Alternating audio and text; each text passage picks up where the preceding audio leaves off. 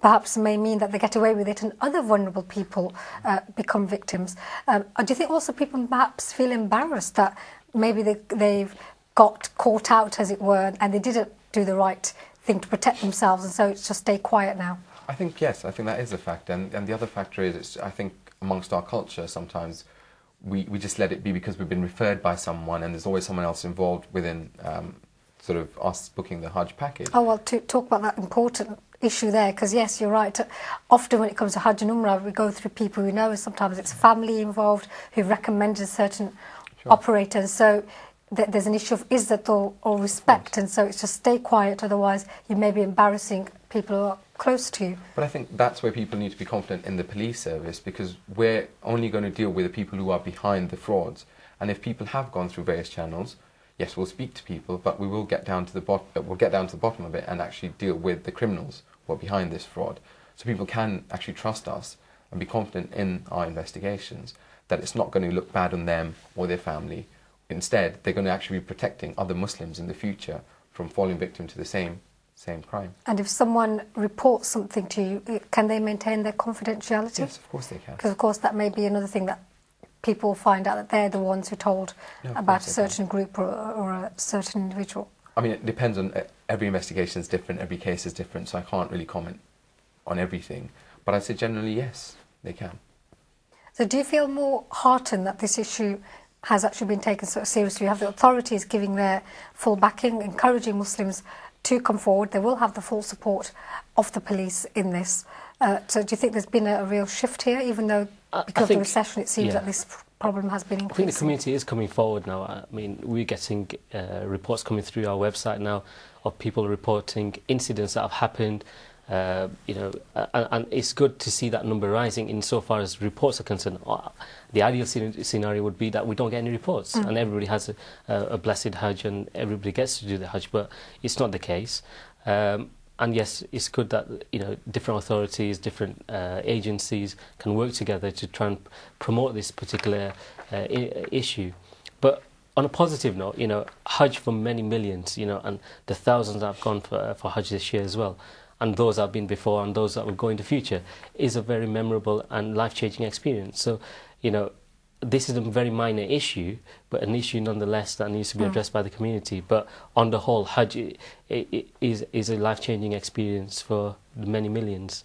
But it's just not getting confused with what you of told course, me. I mean, I remember when we went at Hajj, so many things happen, and again, you think, is it part of that spiritual test to have that patience? But as you said, if there's criminality involved, exactly, then you have to protect other people as well. And the issue is not just UK based now, and we're seeing reports around the globe now where, and if you look at the Indian subcontinent as an example, and we talked about Pakistan earlier, and these elders have been saving up all their lives, and that every rupee or every dime counts for them, and to get to an age of 80, 90 and they're on their last legs, and they're having to then be conned out of a Hajj pilgrimage that they've aspired all their life, it really touches a nerve. And these people are criminals, bottom line. There's it no takes way a certain type of criminal to stoop that low, knowing the situation, and that's what and as a community exploiting. we can work together in trying to eradicate that.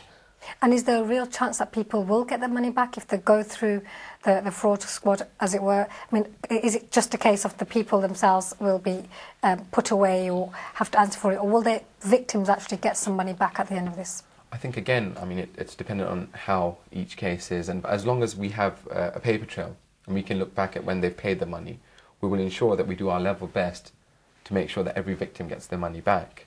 But it's, again, the victims have to ensure that they've done the right thing and they've covered themselves. I mean, the elements of getting money back, just to add to that point, if they're booked with an ATOL reputable company, ATOL underwrites that particular payment. So in essence, if the tour operator was ATOL protected and then decided to do a runner, it has happened in previous cases, ATOL would underwrite that and they'd get the money back. But it's encouraging people to book with reputable companies. So companies that that's absolutely key. Go with tour operators which are ATOL protectors, ATOL, and make sure that's on their paperwork. Right. And if somebody claims that they have that, but they don't, then what? You can go on ATOL's website, it's caa.org.uk. enter the number. There's a unique identifier, and it'll tell you all the details of the company. So you can check that you they can check actually as are well. ATOL registered from ATOL's website, not relying on That's right. some people claiming it. That's So right. to summarise, the 3 top things you can do to protect yourself from being conned whilst going on Hajj or Umrah, what would you say to our viewers? Okay. Ensure that the tour operator is ATOL protected. Ensure that they have the Saudi Ministry of Hajj license to operate. And thirdly is that it's a bona fide company. Go on company's house, check that they're there. More so, conduct any business transaction via means that you can track, bank transfers and so forth. Debit cards. So that you've got paper trail.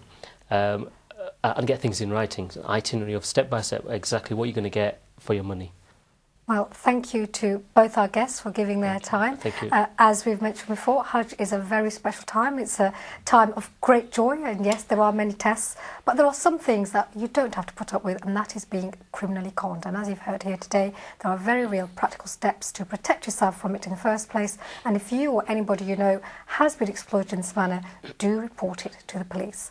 And also do join us same time next week. You can catch us on YouTube as well, and do tweet us. Thank you very much for joining us.